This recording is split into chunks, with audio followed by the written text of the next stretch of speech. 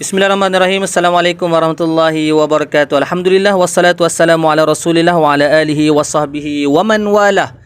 Terima kasih kepada semua yang sudi menonton sampai kita ke episod yang ke-6. Kita dah selesai 1 sampai yang ke-5 dan hari ni episod istimewa yang ke-6. Tetamu tak nampak lagi.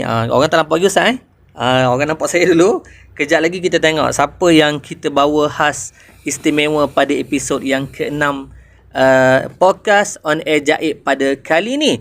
Jadi sebelum saya tanya soalan, sebelum saya perkenalkan panel kita ataupun orang yang kita bawa khas pada kali ni, saya nak minta kepada semua yang berada di luar sana yang sedang menonton, bagi tahulah kawan-kawan, Jaib sekarang ni dah ada podcast kan. Jaib dah buat podcast ni untuk bagi tahu kepada tuan-tuan apa kita buat, bahagian halal buat apa, penyelidikan buat apa, pendidikan buat apa, dakwah buat apa, media buat apa. Kita akan cerita semuanya dalam podcast on air Jaib. Yang penting tuan-tuan like lah sikit, like, komen yang baik-baik, yang tak baik pun insyaAllah kita ambil untuk perbaiki.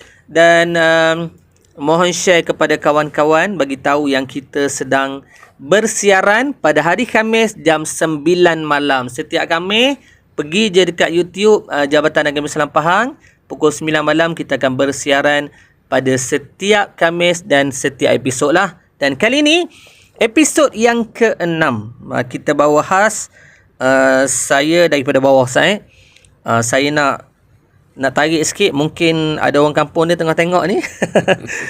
Orang kelahiran Chenor, Pahang, dan katanya membesar di Jengka 14 Jengka 14. Orang dah dengar suara tu, orang dah boleh agak siapa. Dan siapa yang berada di Pekan ni mungkin familiar lah suaranya.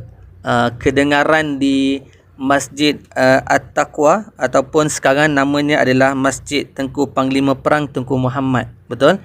Dan Ustaz ni, Ustaz yang saya akan perkenal ni adalah dia dah bersama dengan Jaib dah lama, 2010, dan berkhidmat sebagai imam di Masjid Taqwa tu. Berapa lama Ustaz di Masjid Taqwa? Hampir 16 tahun lah. 16 tahun Ustaz? Subhanallah. Bermaksud orang Pekan kalau tak familiar suara dia, jarang pergi masjid lah tu. Kalau tidak mesti tahu ni.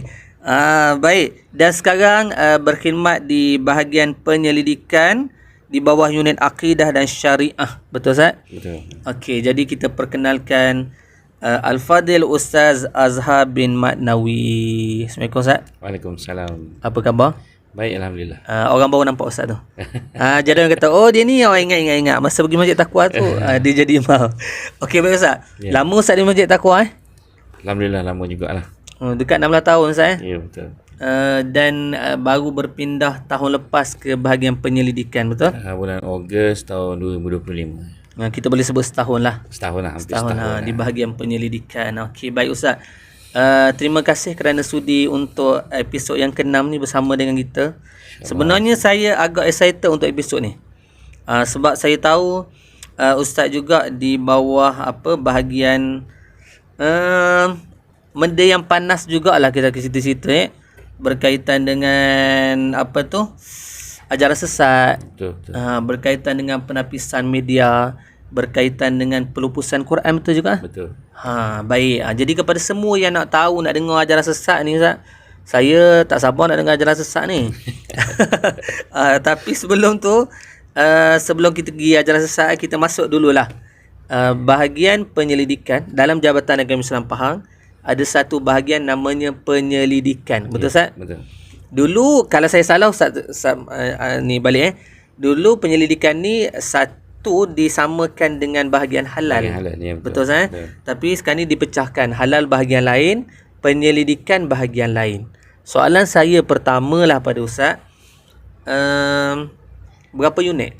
Penyelidikan ni, bawah penyelidikan ni ada berapa unit yang orang luar kena tahu? Sila Ustaz. Baik, Assalamualaikum warahmatullahi wabarakatuh. Terima kasih kepada PU.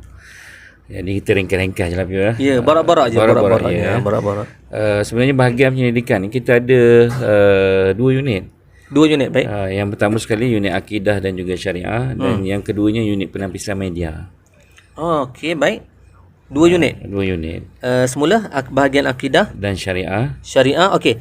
Cuba Ustaz cerita sikit. Akidah syariah ni dia sedang buat apa? Apa dia buat? Bahagian akidah syariah dia lebih kepada kita membuat pemantauan, membuat risikan dan juga membuat laporan tentang aduan-aduan yang berkaitan dengan ajaran-ajaran yang meragukan. Dan juga ada juga yang berkaitan dengan Syifa, itu perubatan. Perubatan ada? Perubatan ada. Perubatan Islam dia melalui KKM akan minta kita ni sebagai panel untuk nak mengesahkan perubatan tu boleh dilaksanakan ataupun tidak.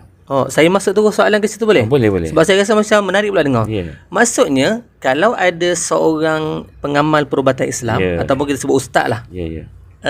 Lepas tu bawah KKM tadi KKM kata ustaz, kita ada seorang orang perubatan Islam ni, ustaz tolong check lah dia. Dia ni betul ke tidak? Betul lah. Itulah. Betul. Jadi apa yang penyelidikan buat?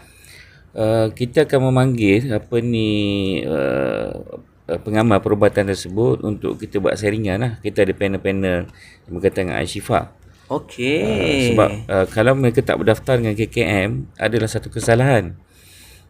Dibimbangi mereka ni mengamalkan perubatan yang menyeleweng dan sebagainya, dan boleh dikenakan tindakan. Macam tu sah? Ya, denda. Kalau tak silap saya, kalau denda dia RM50,000. Subhanallah. Kalau tak ada melalui KKM lah. Saya baru tahu ni Ustaz. Betul-betul baru tahu ni. Maksudnya orang tu bila dia belajar perubatan Islam, dia kena pergi daftar dekat KKM. Ya, betul. Macam tu. Itu cuma untuk tahun ini. Tahun lepas mereka akan berdaftar dengan KKM. KKM akan hantar ke kita. Baik. Tapi untuk tahun ni kita dah ubah prosedur tu. KKM minta dia terus apply melalui kita. Dan kita akan hantar ke KKM untuk kelulusan tersebut. Saya baru tahu betul ni. Tapi Ustaz, kalau kita sistem macam tu, boleh ke saya tanya terus? Ramai kau orang daftar ke tak? Ramai jugalah. Ramai juga. Maksudnya untuk orang yang berubat perubatan Islam ni sebenarnya dia tahu je dia kena daftar. Saya baru tahu ni. Sebab saya rasa excited pula cerita ni. Sebab kadang-kadang kita pergi buat perubatan kan. Saya ke ataupun orang di luar sana lah. Dia pergi buat perubatan, kadang dia agak je ataupun orang kata dia ni orang ni memang buat perubatan Islam lah. Kita pun pergi berdasarkan cakap-cakap orang. Betul tak Ustaz? Ya, betul. Bermaksud sebenarnya orang ni perlu, kalau kita boleh sebut macam perlu tauliah jugalah. Ya, betul. Tapi nama dia tauliah ke bukan? Namanya CJ ke? CJ lah. CJ macam CJ kelulusan daripada bahagian penyelidikan dan juga KKM. Okey Ustaz. CJ tu dikeluarkan oleh KKM. Kita cuma bagi sebagai saringan sajalah untuk sebagai panel bagi pihak KKM lah. Sebab kalau perubatan ni dia melibatkan bacaan ayat Quran dan sebagainya kan. Jadi KKM minta kita bantulah. Macam tu. Sebab kita tak nak ada penyelewengan dalam perubatan tersebut. Kadang-kadang mereka kena gunakan benda-benda yang tak sepatutnya mereka gunakan. Faham. Jadi kita nak bantu masyarakat kita juga untuk mencari tempat perubatan yang mematuhi syariah. Mana kita tak nak nanti mereka ni terlibat dengan perubatan yang meragukan, percaya kepada benda-benda yang gaib dan sebagainya. Syirik. Jadi kita nak lebih kepada nak membantu, bukan sekadar perubatan tu saja. Tapi di sudut akidahnya kita nak kena jaga juga. Faham. Kan? Baik Ustaz. Orang luar boleh akses ke? Maksud saya lah macam ni. Saya tahu Ustaz Azhar ni buat perubatan Islam. Saya ada akses tak yang saya buka macam link ke ataupun website ke, Ustaz ni berdaftar ke tidak? Benda tu boleh check ke tak? Boleh check dengan KKM. Boleh check dengan KKM. Maksudnya kalau kita masuk, mungkinlah kita masuk website KKM, kita boleh check orang ni berdaftar ke tidak subhanallah. Bermaksud mudah dah sekarang ni. Mudah. Baik Ustaz. Sebab ramai sekarang ni yang mengaku menjadi perawat. Mereka buka Darul Syifa dan sebagainya, tapi sebenarnya tak berdaftar pun. Mereka tu tak ada tauliah pun. Dan setengahnya mereka ni kadang-kadang kita panggil apa? Mengambil kesempatan atas nama-nama perubatan Islam tu lah. Tapi sebenarnya mereka ni tak pandai pun, kadang tak tahu pun. Sebab kita tahu kan sekarang ni mutakhir ni ramai orang yang sakit misteri, nak cari tempat yang boleh mereka mendapatkan perubatan, khidmat perubatan ni. Tapi akhirnya mereka pergi tempat yang salah. Akhirnya mereka ni habis duit banyak macam tu je lah. pergi tapi tak baik-baik kan. Akhirnya ada setengah tu mungkin baik tapi dia taksub sehingga dia menyatakan bahawa orang tu memang power dan sebagainya. Dia dah melupakan kekuasaan Allah SWT. Itu sebenarnya.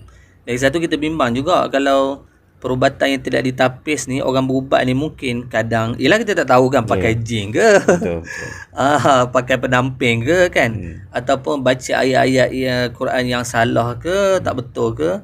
Jadi itu keperluan ni. Ya. Okey, baik Ustaz.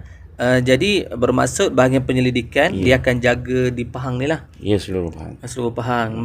Mana-mana orang nak berubat, dia perlu daftar dengan dia terus ke bahagian penyelidikan dulu untuk dapatkan borang ke apa kan. Ya. Dia akan isi, lepas tu dia akan macam temuduga, betul? Betul. Selepas tu barulah dia berdaftar dengan KKM. Ya. Jadi kepada yang menonton tu, siapa yang tengah buat berubat tu, dengar baik-baik Dan kepada orang luar pun, bukan cerita pada orang berubat je. Orang yang nak dapatkan perubatan pun kena cari betul-betul lah. Maksudnya kena check lah dia ni berdaftar ke tidak. Bukan kita nak menyusahkan dia tu berdaftar. Tidak. Kan maksudnya? Cuma kita nak pastikan. Betul? Kita nak pastikan dia ni buat benda betul, bacaannya betul dan sebagainya. Tidak bertentangan dengan syariat lah. Baik. Janganlah cari tok bomo bukan-bukan. Kita cuma nak bantu supaya mereka ni tak terpengaruh dengan bomo-bomo yang kata orang tu boleh menyesatkan dan sebagainya lah. Kadang ada setengah tu mereka ni nak mencari kesempatan di atas kelemahan orang lain. Kan? Orang sakit ni tak kira, dia sanggup habis, tak kisah kan. Tapi cara perubatan tu tak betul. Bukan cara perubatan yang Islam yang dianjurkan oleh syariat, seperti mana sunnah-sunnah yang diajarkan oleh Nabi dan sebagainya, dan bacaan-bacaan yang betul. Kita Al-Quran tu asyifa kan. Betul, penyembuh. Tapi kalau Al-Quran tu disalahgunakan, bacaannya ada berkaitan dengan jin dan sebagainya, itu benda yang salah. Kita meletakkan pergantungan dengan benda lain selain daripada Allah. Jadi kita nak bantu masyarakat kan. Itu salah satu fungsi bahagian penyelidikan lah. Tapi sebenarnya kita banyak lagi lah. Syifa ni antara sebahagian salah satunya. Tapi setakat sebelum kita beralih pada cerita lain, setakat ni ada tak report ke bahagian penyelidikan, Ustaz orang ni tak betul lah dia perubatan, lepas tu bahagian penyelidikan datang, ada ke belum lagi? Ada. Dah ada Ada. Maksudnya kena hati-hatilah. Hati-hati dari sudut orang berubat tu dan dari sudut kita yang nak dapatkan perubatan tu. Baik Ustaz, kita selesai kat situ. Nanti kita masuk balik cerita tu. Saya nak pergi cerita kedua. Bahagian akidah syariah. Dalam tu ada apa lagi selain daripada tadi? Perubatan kita ada juga ajaran sesat lah. Ajaran sesat, ajaran meragukan lah. Apa beza ajaran sesat dengan ajaran meragukan? Ajaran sesat ni ajaran yang telah difatwakan. Macam tu? Ajaran yang difatwakan oleh Jabatan Mufti. Itu kita consider ajaran sesat. Kalau ada aduan tersebut, kita akan bawa perkara tersebut, ajukan ataupun majukan kepada bahagian penguatkuasaan untuk buat tindakan selanjutnya lah. Ada pun yang meragukan tadi? Yang meragukan ni ajaran tu dia belum difatwakan lagi. Tapi kita tengok ajaran tu memang nampak macam menyeleweng lah. Tidak mengikut akidah yang betul. Kita tengok banyak benda-benda yang menyeleweng. Tu kita tak boleh nak putuskan dianya sesat lagi. Faham? Sebab tu kita kena buat kajian dulu. Kemudian kita kena buat kertas kerja pandangan hukum, kita angkat kepada Jabatan Mufti untuk penilaian, barulah Mufti akan buat keputusan. Faham. Bila telah difatwakan baru namanya ajaran sesat. Tapi sepanjang waktu kita tengah buat kerja tu, dia panggil ajaran meragukan. Maksudnya waktu kita menyamar pergi dengar ke kan. Tapi saya dengar juga situ, Ustaz boleh masuk ke sikit cerita tu? Boleh. Maksudnya kalaulah ini untuk orang luar, sebab podcast ni memang tujuannya untuk orang luar juga. Di taman tu ataupun di kampung tu, ada orang tu dia rasa macam pelik lah. Orang ni ada satu grup ni macam pelik lah. Dia buat contohlah ni berzikir bunyi lain ke, ataupun dia berhimpun malam-malam buat satu benda berkaitan dengan ajaran kan. Lepas tu dia rasa ragu-ragu. Macam mana dia nak buat? Maksudnya dia nak akses dengan bahagian penyelidikan tu macam mana?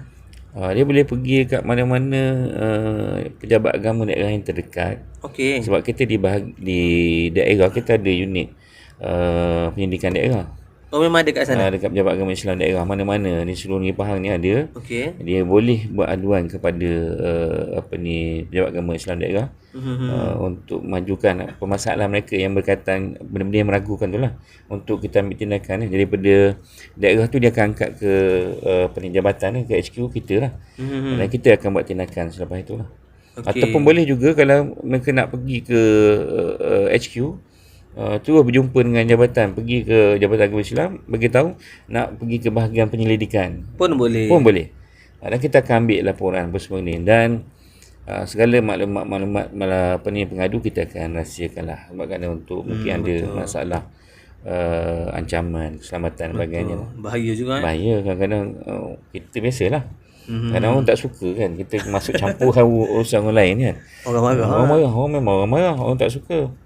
Betul. Tapi benda tu kita kena betulkan lah. Sebab tu kadang-kadang kita tengok dari sudut bahagian penyelidikan ni, kita nampak macam dengan sekadar menyelidik saja, tapi satu benda yang besar. Sebab dia bukan sekadar amar makruf. Amar makruf ni bahagian dakwah, kita nak mengajak orang kepada benda baik. Tapi kita ni nak nahi mungkar, untuk mencegah kemungkaran. Bukan satu benda yang mudah. Lagi susah. Dan orang tak boleh nak terima benda tu. Betul. Ya, sebab mereka rasa mereka betul, tapi sebenarnya apa yang dia bawa tu memang salah dari sudut syariatnya. Kan, dari segi hukum dan sebagainya, penyelewengan, dari segi akidahnya, yang paling kita takut mereka terkeluar daripada agama kita sendiri. Itu kita bimbang. Faham. Okey Ustaz, lepas dapat aduan tadi, saya nak buat macam kronologi sikit, biar orang luar faham. Lepas dapat aduan, apa yang sakit tekak sikit. Apa bahagian penyelidikan buat? Maksudnya dia akan pergi menyamar ataupun macam mana bentuk dia? Yang tu biasanya kita boleh ada, kita kena buka file dululah. Okey, baik. Buka file, kita respon kepada pengadu dulu. Okey. Yang tu sebab maknanya kita ni tak nak orang kata apa Jabatan Agama buat kan. Sebenarnya kita setiap aduan ni kita akan record dan kita akan respon dalam masa tak sampai 5 hari kepada pengadu. Okey, faham. Itu tanggungjawab kita. Itu respon yang pertama. Sama ada kita berjumpa dengan pengadu ataupun kita call pengadu, tapi kita akan respon dulu kepada pengadu. Faham. Sebagai tindakan awal kita lah. Faham. Lepas tu barulah kita buat tindakan, tengok bergantung kepada kes, sama ada berat ataupun tak berat lah. Kalau kes yang tak berat ni, kita akan jumpa dengan, kita sebut sebagai OYDS lah. Orang OYDS, orang yang disyaki lah. Okey, baik. Okey, orang yang disyaki. Kita akan jumpa dengan dia, kita akan tanya amalan apa yang dia buat, apa semua gini. Dan kita akan bawa berjumpa dengan kita punya panel, sebab kita pun bahagian penyelidikan, kita tak boleh keputusan sendiri. Kita ada ahli panel syariah yang menentukan, terdiri daripada golongan profesional lah, daripada profesor, doktor. Macam mana kalau tak mengaku sah? Maksud panggil-panggil, saya dengar awak ni ada buat macam ni kan, zikir pelik bunyi apa semua. Dia kata tak ada. Yang tu biasanya kalau ada juga yang dia tak mengaku, dia tak buat macam tu, tapi kita akan buat siasatan lanjutan lah. Cara macam mana tu, maknanya kita tak boleh nak buat secara pendedahan secara umum, tapi kita ada cara kita kan. Kalau kita khabar, dia tahulah tu. Maknanya kita akan buat siasatan lah, berdasarkan pada apa yang dia buat itu. Kita ada panel kita dan kita akan bincang dalam kita punya mesyuarat jawatan kuasa panel syariah ni. Barulah kita, sebenarnya proses dia panjang. Untuk menyelesaikan satu masalah ni, bukannya hari ni orang buat aduan besok dah selesai, tak. Banyak kita kena pergi ke lapangan, kita kena buat kertas kerja, kena panggil ahli kuasa mesyuarat, berbincang. Lepas tu kena buat pula kertas pandangan hukum, angkat pula ke Jabatan Mufti pula semak. Kemudian ada pula lagi perbincangan selanjutnya di peringkat mufti. Barulah keluar fatwa. Kalau kata sesat lah. Kalau kata benda tu tak sesat, cuma dari sudut kena ada penambahbaikan, dari sudut pengamalan, itu kita akan bagi tahu lah. Macam tu.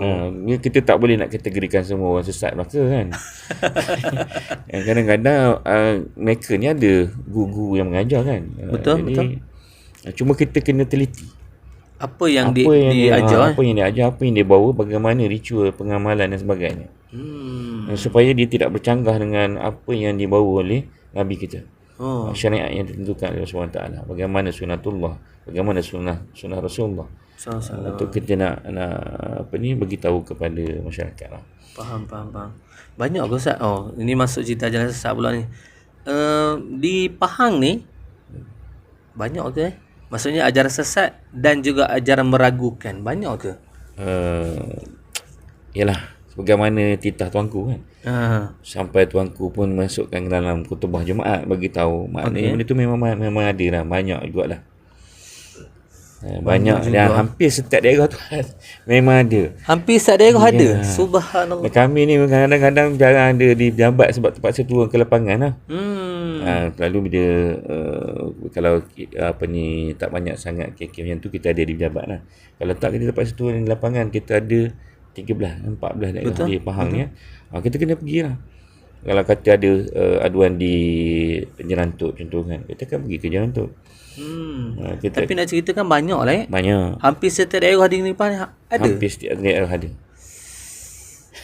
Maksudnya ajaran sesat ada, ajaran meragukan pun ada. Ada. Saya jadi macam, bukanlah kita fikir macam logiknya Ustaz. Kita ni lahir orang Islam kan. Mak ayah kita ajar kita ngaji. Kalau ikut perjalanan kita lah, kita rasa normal. Macam saya tak pastilah orang payah kau nak ikut ajaran sesat ni. Ya, sepatutnya. Sepatutnya kan, betul tak? Kita pergi masjid, yang ceramah masjid tu ada tauliah. Kita pergi sekolah, kita belajar. Sekolah yang ada ustazah, ada cikgu. Macam payah je nak ke situ. Tapi kalau saya nak tanya soalan, sebab Ustaz kata banyak tadi tu. Kenapa orang, saya satu lah. Kenapa orang tu dia boleh create satu benda yang last kali kita kata dia ni ajaran sesat? Macam mana? Dan contohlah saya kan, takkanlah saya terfikir satu benda, aku satu hari nanti nak jadi ketua, nak jadi buat satu ajaran. Macam mana Ustaz boleh gitu? Sebelum kita pergi pada pengikut dia tu sendiri, kepada pengamal tu sendiri. Pengamal tu sebenarnya rata-rata berdasar kepada kita punya siasatan juga risikan, dan juga yang berdasarkan pada ajaran-ajaran yang telah difatwakan. Dia ada 3 benda lah yang orang nak sangat bawa ajaran ni. 3 benda, 3 benda yang dia istilahnya, kalau Ustaz selalu ceramah kan, dia kata 3 tar tu lah. 3 tar. Ustaz kena cerita sikit lah. 3 tar. Yang pertama tahta kan. Dia nakkan pengaruh, kuasa. Faham. Yang keduanya harta. Yang ketiganya wanita. Sebab tu kita 3 tar tu lah. Jadi orang yang duduk yang menjadi ketua-ketua ajaran ni, biasanya dia akan memiliki 3 perkara tersebut. Dia ada pengaruh pengikut yang ramai. Orang bagi duit dekat dia. Dia kaya-raya lah. Isterinya kadang-kadang bukannya seorang 2, 3, 4. Kadang-kadang boleh bertukar-tukar pasangan dan sebagainya. Itu antara faktor utama. Faktor utama yang kita nampak lah. Betul lah. Sebab orang ni bila ada kuasa dia lain. Orang dia ketua, bawah dia ada 2,000 orang. Sedap dia berasa gitu. Betul. Dan orang pun yelah berkaitan dengan ajaran ni kadang taksub lebih. Ya, taksub. Dia kata awak perlu bayar menapa-napa. Ramai orang bayar. Bagi sumbangan kat dia. Bermaksud saya nak kesimpulan tentang orang yang mengamalkan ni, orang yang buat ni, dia ada 3 tar tadi lah. Dia ada dia punya modus operandi dia. Dia ada matlamat dia apa semua gini lah. Tapi matlamatnya ke situ tadilah. Ke situ lah. Kita beralih pada pengikut pula Ustaz. Macam mana orang ni boleh terikut? Sebab saya dalam pengetahuan saya lah, orang ikut ajaran sesat ni bukan semua orang tak cerdik. Betul. Bukan semua orang yang tak sekolah kan. Ada orang berpelajaran, ada yang mungkin ada diploma degree pun, dan mungkin yang berjawatan besar pun, dia boleh terpengaruh ke situ. Kalau kita cerita kenapa dia orang boleh terpengaruh, saya nak tahu tu juga. Dia sama jugalah yang kita biasa buat analisa, yang kita buat pemerhatian kenapa mereka terpengaruh. Macam pengamal tu jugalah, dia ada beberapa faktor lah. Yang pertamanya pengamal-pengamal ataupun ketua-ketua ajaran ni yang menyeleweng ataupun yang sesat ni, mereka akan cari golongan-golongan yang tak cerdik agama. Orang kampung, orang yang tak berapa faham tentang agama, dan mereka banyak dia manipulate ataupun mengubah fakta ayat-ayat Quran dan memudahkan kaedah pengibadatan orang kita ni. Kadang-kadang ibadah ni kadang-kadang malas je kan. Jadi nampak satu benda yang bagus, bagus ni, nak masuk syurga bayar 300 contoh kan, siapa tak nak? Rasa mudah lah. Mudah je kan. Contoh lah ni, contoh mungkin tak berlaku lah ni, saya buat contoh saja kan. Faham. Ataupun guru tu bagi tahu, awak ni dah banyak sangat dosa, saya boleh tolong kurangkan dosa, minta ampun dengan Tuhan, apa semua gini kan. Yang orang yang tak cerdik agama ni, mereka akan betul ke, nampak kan. Kadang-kadang kita tengok penampilan tu menunjukkan nampak macam dia tu seorang wali, seorang yang warak, tapi tak pun sebenarnya. Jadi yang pertama tak cerdik agama. Yang kedua, pengaruh kawan. Pengaruh kawan pun ada. Kawan-kawan ajak mari ikut aku. Kita ada beberapa kes, contohnya ni saya cerita sikitnya lah. Baik, kan. boleh. Dia daripada seorang yang taat ke, pergi semayang dan sebagainya, pergi masjid, bercampur dengan masyarakat. Bila dia jumpa kawan dia, kawan ni pengaruh dia, bagi tahu, dia kata kita ni sebenarnya ada ajaran yang perlu kita belajar lagi untuk lebih mendalam tentang agama kita. Kan? Dia kata, saya sebut je kan, dia kata kita kena cari contoh agama makrifat. Makrifat ni mana kita dalam Islam ni, kita kena kenal Allah dulu. Jadi bila tak kenal Allah, kita nak buat ibadah macam mana? Sebab tu kena belajar ilmu makrifat ni. Akhirnya dia tak bercampur dengan orang, dia ikut tok guru dia tak semayang. Ada sampai ke situ? Ada. Anak bini kena marah, kena pukul, kena apa semua gini kan, melawan cakap mak apa semua gini. Ada. Sebab apa? Sebab pengaruh kawan. Dan kawan ni dia pun ada pula panggil kawan lain, panggil dia, akhirnya jadi ramai. Okey, kan? faham. Asalnya daripada kurang kefahaman tentang agama. Yang kedua, pengaruh kawan. Yang ketiganya, kita tengok orang yang ada masalah kewangan, orang yang banyak hutang. Macam tu? Ya betul. Ada kaitan dengan? Ada. Okey. Bila Tok Guru kata kita kena buat gini, ada cara untuk nak menyelesaikan hutang. Akhirnya orang jumpa dengan guru, boleh tarik duit dan sebagainya. Sebenarnya benda tu tak berlaku pun, tetapi sebenarnya sebab dia nak menyelesaikan masalah tu, akhirnya dia terpengaruh. Dia dah serabut dah. Akhirnya dia terpengaruh, benda tu tak dapat pun, tapi dia dah taksub kepada guru. Dan mungkin juga ada sihir-sihir yang diamalkan oleh guru. Mereka dah susah nak patah balik macam tu. Faham. Itu di antara punca yang kita tengok lah. Antaranya kurang kefahaman tentang agama. Kata-kata nak kata kalau bahasa yang lebih kasar sikit lah, kan kita kata, nak kata jahil kan. Betul, jahil tu. Jahil lah kan. Bahasa lembut sikit, kurang kefahaman agama, tapi sebenarnya jahil lah tentang agama. Sebab tak nak belajar agama, tak nak pergi ke mendengar majlis-majlis ilmu. Akhirnya terpengaruh dengan benda-benda macam tu. Kemudian ada orang, satu lagi, orang yang banyak duit, orang yang profesional. Okey. Dia tak ada masa nak pergi belajar agama semua. Kehidupan dia tentang duit je lah. Okey. Akhirnya bila jumpa guru macam ni, guru ni akan bantu dia. Tolong semayangkan untuk dia. Gitu. Tolong dia bayar duit je. Mana upah je lah. Upah je. Senang sangat segala hidup dia. Ibadah dia akan dibuat oleh guru tersebut. Wujud macam tu saya. Ada gitu. Maksudnya kalau saya ada duit, saya boleh jumpa orang tu, saya kata tolonglah semayang untuk saya. Puasa untuk saya. Saya nak relax je. Tapi percaya pula ke dia tu? Percaya. Itu yang pelik dan juga memeningkan kepala kita. Bahagian pendidikan kita pun, kita kan orang putih kata cannot brain lah. Tak boleh mikir lah. Tak boleh mikir. Macam mana boleh percaya dengan benda-benda macam tu. Sedangkan kita di rumah diterapkan dengan nilai agama. Kadang mak ayah kita. Di sekolah-sekolah pun ada basic-basic tentang rukun Islam, rukun iman. Tapi oleh kerana sebab tidak mendalami, mereka belajar pun mungkin tak masuk dalam hati. Bila jumpa sesuatu benda yang baru, akhirnya terpesong. Apatah lagi sekarang ni kita tengok ada budaya baru, ajaran baru, New Age Movement tu kan. New Age Movement, benda-benda yang baru. Gitu. Itu kadang-kadang ni benda-benda yang melibatkan pencampuran pluralisme kan, campur agama. Islam ada dalam tu, Kristian ada, Hindu pun ada. Bercampur gitu. Boleh sebab nak mencari satu ketenangan dalam diri kita. Kena buat satu benda yang tak kira lah meditasi ke sebagainya. Sedangkan Islam dah ajar dah. Allah sebut dalam surah Ar-Ra'd tu, ala bizikrillah tatma'innul qulub.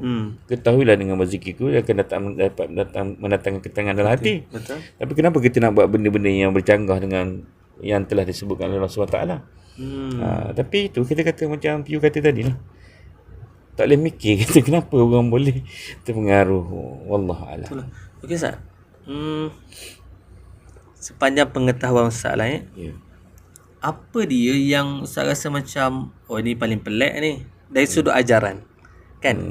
Contohlah yang Ustaz sama ada Ustaz lalui sendiri ataupun kawan-kawan Ustaz lalui ke ataupun sebelum ni ke, dalam banyak-banyak ajaran ni Ustaz rasa macam pelik lah dia ni. Saya dengar yang last kali tak sembahyang tu saya pelik dah.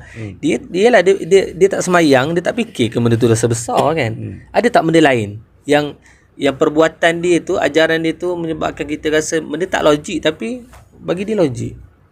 Ada juga lah. Ada tak yang Ustaz boleh bagi tahu? Ada beberapa kalau kita tengok dalam medsos pun banyak. Orang kita percaya kepada ilmu-ilmu laduni. Mereka mengatakan ilmu laduni ni ilmu yang boleh diwarisi. Yang kita tahu ilmu laduni ni ilmu satu warisan atau satu anugerah daripada Allah SWT. Tetapi ada orang mengambil kesempatan kat situ, dia boleh anugerahkan kepada orang lain dengan bayaran-bayaran tertentu. Kan? Dengan alasan kalau dia belajar tu dia boleh jadi kebal, boleh jadi kuat. Okey. Ada. Itu kita dah buat even penguasaan pun kita dah buat tangkapan. Tapi masih lagi ramai pengikut-pengikut yang percaya. Dia ada tingkatan dia.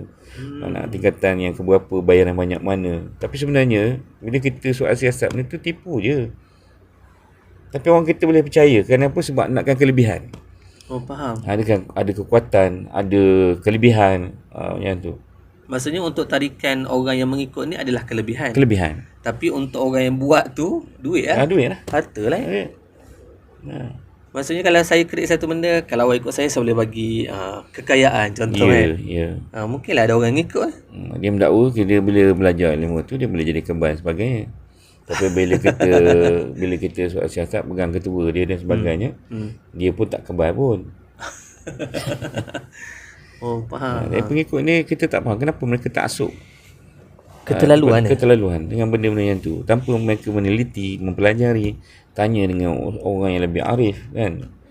Dan kita tahu dah ilmu laduni suatu ilmu yang betul lah memang dia ilmu tersebut. Kita belajar dalam sirah, orang sebutkan dalam Al-Quran tentang Nabi Khidir dan sebagainya. Tapi dia tak semudah itu kita nak dapat tanpa kita mengamal. Dan kita sebenarnya ilmu dunia itu boleh mungkin kita boleh dapat dengan bimbingan daripada guru yang mursyid. Dengan pengamalan kita, ibadah kita, bagaimana diri kita, mungkin Allah bagi pada kita. Tapi kadang-kadang kita semayang pun tak, macam mana nak dapat ilmu tu? Sekadar nak bagi bayaran saja, nak bayar dapat kan? Tak mustahil bagi kita lah. Tapi orang percaya, ramai pengikut dia. Tapi saya rasa tingkatan lah Ustaz kot. Yang mula-mula guru dia ni bagi tahu benda yang pelik tu sikit je. Tapi lama-lama bila dia makin taksub, makin pelik lah kejadiannya. Dan dia macam tadilah, kita di luar ni kata rasa macam apalah benda ni pun boleh percaya kan. Tapi dia melalui berapa tahun dah daripada bawah, last kali dia taksub gila-gila pada guru dia, cakap lah benda semua mungkin faktor juga Ustaz. Mungkin guru ataupun pengamal ni dia ada satu benda yang mengikat pengikut ni supaya takkan pergi keluar, beralih daripada dia. Faham. Kita tak tahulah, mungkin ada benda-benda yang boleh mengikat. Ada mungkin dia katakan lawan nak sampai ke tahap macam ni, awak kena pergi macam ni. Kan? Bila sampai ke tahap ini ada benda lagi rahsia yang dia tak bagi tahu, tapi kena tunggu sampai akhirnya mereka ni macam terikat, tak boleh nak tu. Tak boleh nak patah balik. Tak boleh nak patah balik. Macam tu. Okey Ustaz, kalau saya cerita pasal graf sikit lah. Daripada dulu sampai sekarang, ajaran sesat ni ataupun meragukan ni dia mendatar ke, dia menurun ke sekarang, ataupun sekarang sebenarnya makin naik? Semakin naik. Makin naik Makin naik. Kita mengharapkan ada penurunan. Sekurang-kurangnya kita dapat betul. Tapi sekarang ni kita tengok aduan tu hampir setiap hari tu taklah kan. Tapi setiap minggu tu memang kita ada dapat aduan lah. Sebab bukan kita fikir macam semakin canggih orang, Ya. mungkinlah dia pelik-pelik ni dia makin kurang. Saya fikir macam tu kan. Saya fikir macam tu. Contohnya percaya pada benda khurafat, syirik apa semua benda-benda gitu, ataupun dia tahu dah benda ni terpeso. Sebab sekarang ni akses banyak. Ya, betul. Dengan TikTok, dengan Facebook, dengan apa semua kan. Dan dapat ilmu, kalau dia tak pergi masjid, kadang dia tengok YouTube pun ada ustaz-ustaz dalam tu. Betul. Tapi itulah. Kenapa dia menaik Itu yang kita pelik sebab ada benda-benda yang baru. Ada yang sebelum ni kita tak pernah dengar. Dia create benda-benda yang baru tu. Itu yang kita memang sangat memelikkan kita lah. Dan sehingga kan ada yang mengaku jadi Tuhan, jadi Nabi, jadi Wali, jadi Imam Mahdi. Kita pun tak faham kenapa ramai. Sebab mungkin orang ni nampak dari satu sudutnya saya sebutkan tadi lah. Mana dia dapat sesuatu daripada apa yang dia buat tu. Pengaruh, duit, perempuan, macam tu kan. Dan golongan sasaran dia orang yang macam ni, orang yang tak ada agama, orang Gen Z yang kadang-kadang yang tak berapa dengan agama, yang sibuk melepak dan sebagainya. Jadi cari pengaruh-pengaruh macam tu. Sebab tu saya tambah sikit ya. Boleh. Sebab tu kita ada bahagian penapisan media. Okey, kita cerita dah dalam sebut, cerita sikit. Sebab kebanyakan juga kadang-kadang mereka ni terpengaruh melalui medsos. Okey. TikTok, YouTube dan semua kan zaman sekarang ni zaman live TikTok semua kan. Jadi guru-guru yang mengajarkan benda-benda macam tu. Jadi penapisan media ni kita akan tengok berdasarkan pada aduan dan sebagainya, kita akan siasat. Kan? Maksudnya kadang-kadang dia tak buat secara bersemuka. Ajaran ni kadang-kadang dia buat secara live. Secara TikTok kan. Jadi ada daripada kalangan kita ni terutama remaja lah kan. Jarang nak pergi ke masjid surau ni. Mereka lebih suka tengok TikTok live macam tu. Bila tengok suatu benda yang menarik bagi mereka, mereka akan terpengaruh. Itu menjadikan ada pengikut. Akhirnya daripada TikTok live itu mereka akan buat bersemuka. Macam tu. Mereka akan buat kelas, mereka akan buat kumpulan. Tapi startingnya di media sosial. Di media sosial. Ada. Memulai dari cerita benda yang manis-manis ya.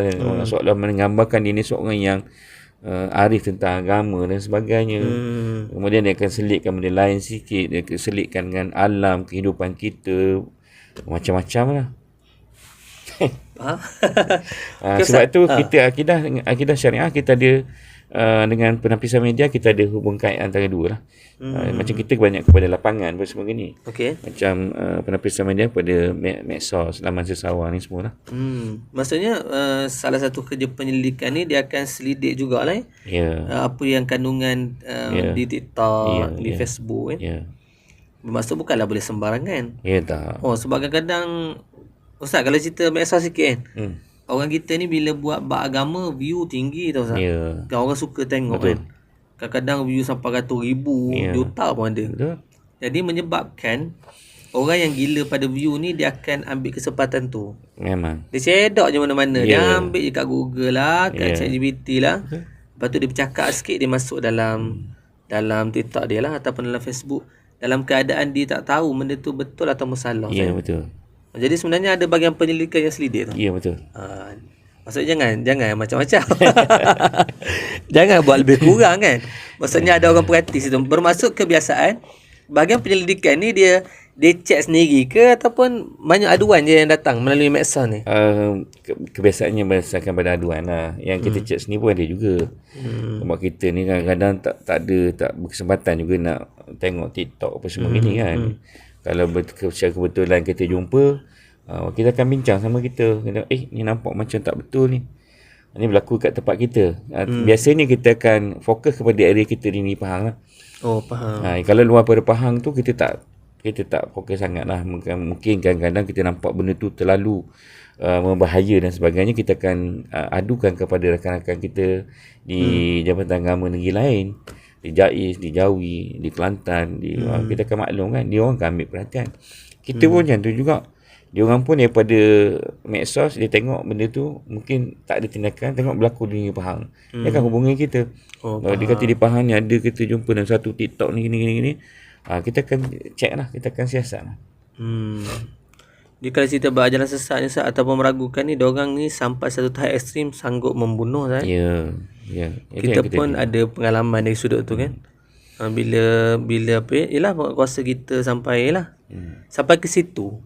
Bermaksud pemikiran orang ni bila ekstrim, dia melampau. Sampai dia sanggup membunuh tu kira. Sebab tu kita tengok kadang-kadang ajaran sesat ni kebanyakannya dia akan pergi sampai ke situ. Dia akan jadi ekstrim, dia akan jadi ganas. Sehingga boleh membunuh dan sebagainya. Dia peras ugut dan sebagainya. Itu kita tak nak sampai macam tu lah. Sebab tu kita nak bahagian penyelidikan ni kita membantu bahagian-bahagian lain untuk mementeras benda-benda macam ni lah. Kita tak buat tindakan sendiri sebab kita ada bahagian kekuasaan, kita ada jawatan mufti. Cuma kita bantu untuk nak memudahkan urusan dari segi kita panggil laporan yang kita dapatkan sumber daripada mana, bertepatan pun ataupun tak. Sebab kita bukannya kadang buat kajian tu kita ambil macam tu saja. Kita akan rujuk dengan pakar-pakar yang profesional. Faham. Kitab-kitab yang muktabar, baru kita nak keluarkan satu perkara tersebut. Faham. Kita tak boleh kata ini sesat dah ni kata. Tak boleh. Bukan senang-senang lah. Kan silap kita pula ke dalam. Dia orang pun pandai juga kan. Dia kata kita pula kena dakwa apa semua. Sebenarnya bahagian penyelidikan nampak macam kecil tapi dia punya skop dia besar.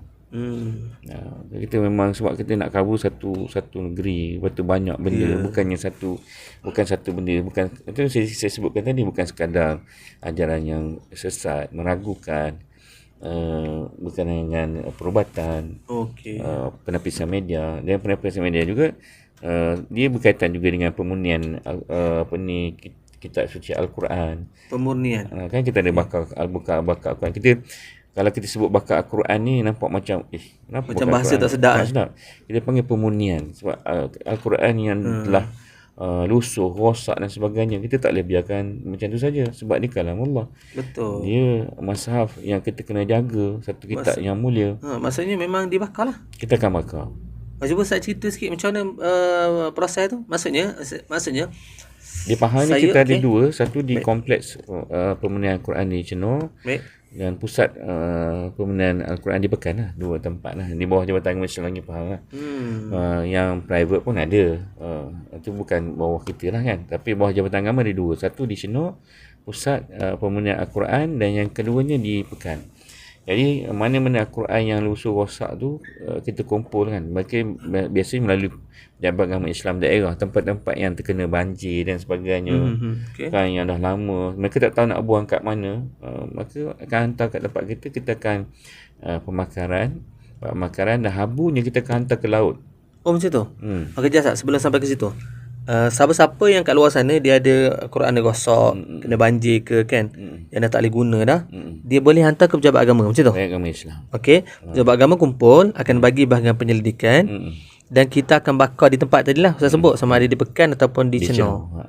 Baik, bila abu tu sama cerita tadi. Abu tu dibuang. Abu tu kita akan hancurkan, yang kita akan jadikan bentuk macam bata lah, ketulan tu kita kerahkan dia. Okey. Dan kita akan bawa ke laut. Okey. Kita akan buang di tengah laut. Oh macam tu proses dia. Proses dia banyak kos yang kita guna pun banyak. Kita terpaksa berhubung dengan jabatan-jabatan yang lain, contohnya TLDM, guna kapal dia bergantung. Kita hantar bukannya sikit-sikit. Ya. Maksudnya Quran rosak ni banyak lah. Banyak. Bertan-tan. Oh iya ke? Ya.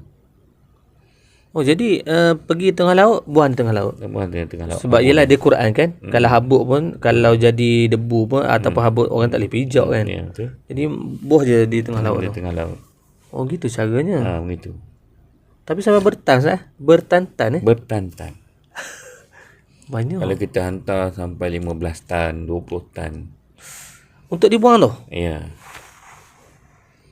Banyaklah dari segi kuantitinya. Itu pun tak masuk yang kita benda tu sentiasa berjalan lah. Memang setiap hari kita ada proses tersebut. Maksudnya kita nak bagi tu pada orang luar Ustaz. Orang luar yang mana Quran dah wasak, jangan buang macam tu kan. Jangan. Jangan buang tu sampah. Sebab Ya, nanti betul. orang pijak, orang angkat sampah, orang buang dalam lori sampah. Padahal tu Quran.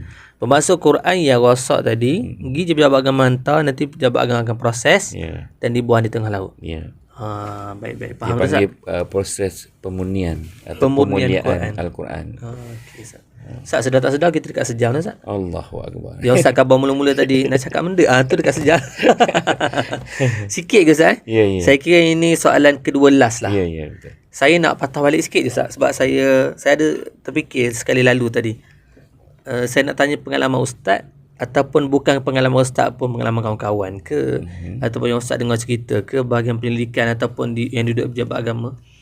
Cerita bab ajaran sesat yang ekstrim tadi. Pernah terima ugutan tak? Pengalaman saya sendiri tak ada lagi setakat ni. Ustaz tak ada lagi? Tapi pengalaman kawan-kawan yang lepas mungkin ada lah. Kan? Ustaz pernah dengar ke Ustaz tak ada lagi? Saya tak ada lagi masa tu. Saya tak terlibat. Tapi adalah dengar cerita kawan-kawan lama macam tu lah. Yelah, sebab kita cerita pasal ekstrim tu kan. Ya. Diorang ni yelah mungkin detect kita punya muka kan. Keluarga kita, awak ni serabut, kacau aku semua ni. Jadi hati-hatilah orang, terutama Ustaz. Orang yang duduk di orang yang duduk di bahagian tu kan. Macam saya sebut tadi lah, untuk ajar orang buat baik mungkin lebih mudah lah daripada untuk cegah orang buat maksiat. Baik. Tapi kita fokus pada ajaran sesat. Sebab kalau kita cerita penjagaan maksiat, khaluat apa semua tu, kita ada penguasa. Nanti kita buat episod lain. Tapi Ustaz ni lebih pada cegahan untuk tidak berlakunya ajaran sesat. Okey, baik Ustaz. Ajaran sesat tu pun ajaran yang menyelewengkan lah. Memanglah kalau kita tak tugas ni berat kata orang tu, tapi kalau kita tengok inilah usaha yang Nabi buat. Ya, betul. Selama 13 tahun di Mekah. Kerana nak membetulkan akidah manusia, kata orang. Itulah kita cuba macam itu salah satu dakwah kita lah, supaya masyarakat kita faham tentang, sebab kita juga ada program-program yang dibuat di lapangan dengan masyarakat. Kita ada program Cakna Ad-Din, kita ada Prihatin Ad-Din, kita ada macam-macam agama, forum. Itu program keluar untuk bagi kesedaran pada orang, masyarakat. Kita buat. Faham. Maksudnya Ustaz, kita akan pergi ke kampung ke masjid-masjid itu pergi ke masjid-masjid kampung-kampung. Kita akan buat majlis, kita akan buat forum, kita buat ceramah, kita bagi edaran pamphlet yang berkaitan dengan ajaran-ajaran yang sesat yang telah difatwakan. Kadang-kadang ada juga masyarakat yang di kampung dia tak dapat akses benda-benda macam tu, dia tak tahu. Jadi kita memang disediakan pamphlet tu untuk kita edarkan kepada masyarakat supaya mereka baca, tengok ini ajaran yang dah telah difatwakan yang sesat. Jadi ajaran yang sesat ni kami tak ada buat risikan dan sebagainya atau buat laporan. Cuma itu pihak penguasaan akan ambil tindakan terus lah, sebab dia ada di bawah akta dan juga penguasaan untuk diambilkan tindakan. Itu je lah. Ustaz, untuk ajaran sesat ni boleh sebut ke nama ke tak? Contohlah ada satu ajaran tu difatwakan sesat. Lepas tu Ustaz pergi buat kesedaran pada orang kampung. Ustaz bagi tahu ke? Kita ke Pahang ni ada beberapa ajaran sesat. Antaranya adalah sebut. Dalam ceramah kita di kampung-kampung kita akan sebut ajaran yang telah difatwakan. Kalau tapi dalam podcast saya tak sebut. Tak sebut Tapi kalau sebut tadi. Tapi kalau ceramah kita akan sebut, sebab sama juga dalam khutbah pun sebut. Yang mufti nyatakan jangan kita terpengaruh dengan ajaran-ajaran yang telah difatwakan sesat, seperti ajaran apa kan. 1, 2, 3. Satu apa Ustaz? Saya tak pancing Ustaz. Sebab kebal dulu tuanku dia sangat prihatin dengan perkara ni. Sebab tu tuanku dia tak nak, dia kata rakyat dia ni duduk dalam negeri Pahang ikut ajaran yang orang Islam, ikut ajaran yang bukan mengikut ajaran yang sebenar. Sebab tu dia sangat beri penekanan. Sebab tu ke bawah ni tuanku dia memang selalu tanya dengan pengarah, dengan Jabatan Mufti, macam mana perkembangan ajaran agama dalam negeri Pahang ni. mana tuanku pun ambil Tuan ambil serius. Ambil tahu lah. Baru tuanku dia ambil serius benda ni. Kadang-kadang ada ajaran-ajaran yang sampai ke telinga dulu. Yang tu yang kita bimbang. Bila dia tahu dulu, dia akan tanya ni, macam mana ni? Oh gitu. Itu kita tak nak. Sebab tu peranan jabatan agama ni sangat besar lah. Jadi lagi faham ni, jabatan agama ni, kita ada bahagian penguasaan, kita ada bahagian penyelidikan, kita ada bahagian halal, bahagian dakwah. Semua tu bekerjasama untuk memastikan supaya Ipah ni memang betul-betul makmur, bebas daripada perkara yang menyeleweng daripada agama yang sebenar. Tapi kalau kita boleh sebutlah Ustaz, kalau negara kita Malaysia ni antara yang menjaga agama dengan baik juga pun. Ya, betul. Kan Jabatan Agama Islam Pahang, Majlis Agama Islam, Jabatan Mufti dan sebagainya, diorang ni macam-macam benda buat untuk ajar orang buat baik, cegah orang buat maksiat. Ya, betul. Bermaksud kita menjaga benda tu Ustaz. Okey. Tapi satu tambah Pio. Bukan tu saja. Kalau kita tengok bukan jabatan agama, jabatan-jabatan lain, NGO juga bantu kita. Contoh macam PDRM pun tidak ketinggalan. Mereka juga banyak bantu kita, MKN, KKM, DPMP. Itu jabatan yang sentiasa bersama dengan kita untuk bantu untuk kita mengembali tenaga untuk kita mengelakkan daripada perkara-perkara atau ajaran-ajaran yang boleh menyelewengkan masyarakat kita daripada jalan yang salah. Baik, faham Ustaz. Okey, kita dah ending ni Ustaz. Okey. Last sekali. last but not least last ni kot lah Ustaz ada nak pesan ke, nak beritahu orang luar macam mana cara ke, apa-apa saja. Last sekadar 2 minit. Kepada masyarakat di luar sana, kita berhati-hatilah di dalam dunia akhir zaman ni. Kita cabaran, banyak fitnah pada akhir zaman. Berhati-hatilah dengan ajaran-ajaran yang kita nampak meragukan. Kalau kita rasa ragu-ragu, kita pergi ke tempat yang betul untuk kita bertanya. Kita ada jabatan agama, kita ada pejabat agama Islam daerah, kita ada Al-Fadhil Qadi untuk bertanya. Jangan kita sembrono kita nak ikut tanpa kita tahu asas sesuatu perkara tersebut. Kerana akibatnya, natijahnya bukan sekadar di dunia, bahkan di akhirat nanti. Kan kita di dunia pun nanti kita akan dapat penyesalan, di akhirat apatah lagi. Jadi sebab tu dalam kita hidup kita ni ada peraturan. Ada ajaran yang betul yang dibawa oleh Nabi SAW kepada kita. Jadi kenapa kita nak mencari sesuatu yang berlainan daripada itu? Dan Allah sebut inna dina indallahil Islam, kan? Kalau kita mencari selain daripada agama Islam tu, itu tergolong pun mereka orang yang mendapat kerugian di akhirat nanti. Jadi ikutlah jalan yang betul, carilah guru yang mursyid, pergilah ke masjid-masjid surau yang kita sediakan majlis-majlis ilmu setiap hari. Sama ada maghrib ataupun subuh ataupun program-program khas. Kenapa kita tak pergi dengan tempat yang selesa, disediakan makanan dan sebagainya, tetapi kita nak mencari sesuatu yang kadang-kadang menyusahkan kita, menghabiskan duit kita.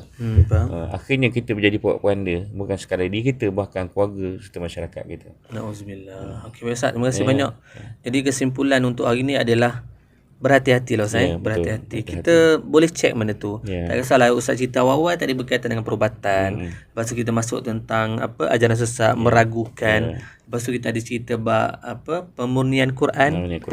Jadi kepada semua yang di luar sana boleh ambil iktibar, boleh ambil pengajaran, dan gilah ke pejabat agama Islam daerah untuk tanya ada masalah, aduan dan sebagainya.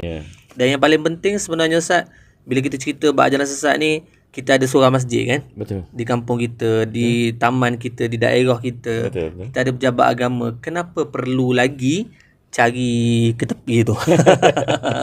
Baik Ustaz, terima kasih banyak. Untuk kali ni banyak manfaat untuk orang luar sana. InsyaAllah. Dan kita doakan jugalah pada Ustaz untuk lebih diberi kesihatan, terus maju dalam kerjaya, dan diberikan manfaat kesihatan untuk manfaat pada orang luar sana lah. Amin. Baik, itu saja untuk podcast episod yang ke-6. InsyaAllah jumpa next episod yang ke-7. InsyaAllah. Jadi cukup sekarang ini. Terima kasih kepada Al-Fadhil Ustaz Azhar bin Mat Nawi.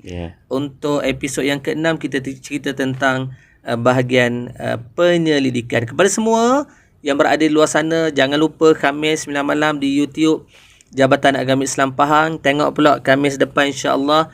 Share pada kawan-kawan, like, komen dan sebagainya untuk kita sebarkan ilmu yang kita telah berikan. Wallahualam, jumpa pada episod akan datang podcast Jaib on Air.